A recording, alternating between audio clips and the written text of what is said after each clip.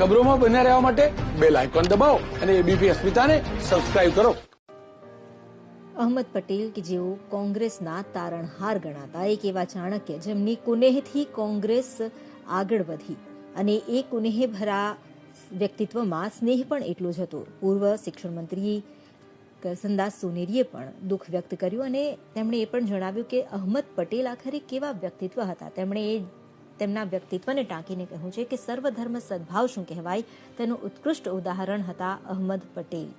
અહમદ પટેલે ગુજરાતને જ નહીં પરંતુ દેશની રાજનીતિને પણ એક ઉચ્ચ દરજ્જાનું સ્થાન આપ્યું અને સર્વધર્મ સદભાવની સાથે નેતાઓને તૈયાર કરવામાં પણ તેમની કેવી ભૂમિકા હતી તેના વિશે પણ કરસનદાસ સોનેરીએ જણાવ્યું કે ત્રણ પેઢીઓ કોંગ્રેસની તૈયાર કરી છે.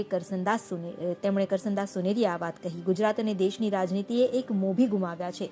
એક વડીલ તરીકે તમામને માર્ગદર્શન આપતા રહ્યા અને આજે તેમણે વિદાય લીધી. સવારમાં 3:30 વાગ્યે જ્યારે તેમણે અંતિમ શ્વાસ લીધા તેમના પુત્રએ સોશિયલ મીડિયાના માધ્યમથી આ જાણકારી આપી અને ત્યારથી જ કોંગ્રેસમાં તો શોકનો માહોલ છે પરંતુ દેશભરમાં આજે શોકનો માહોલ છે. કારણ કે આ એક એવા નેતા હતા અને એક એવા ગુજરાતી નેતા હતા કે જેમણે દેશમાં એક નૈતિક નેતાનું એક ઉત્કૃષ્ટ દ્રષ્ટાંત સ્થાપિત કર્યું.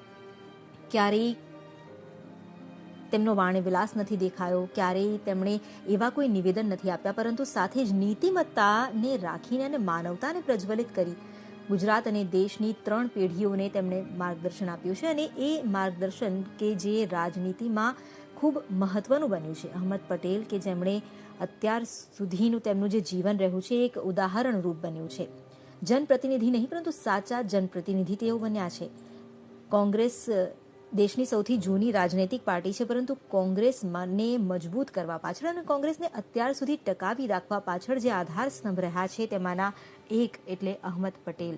તેઓ એક નેતા જ નહીં પરંતુ એક મહાન નેતા કહી શકાય કારણ કે એક નેતા તરીકેના તમામ ગુણ તેમનામાં હતા. સત્તા હાથમાં હોવા છતાં સત્તાથી અળગા રહીને તેના મદથી દૂર રહીને તેમણે હંમેશા જનતાને પસંદ કરી, લોકોના માટે કામ કર્યું અને લોકોને માટે માત્ર કામ ન કર્યું પરંતુ એક આત્મીયતા પણ કેળવી.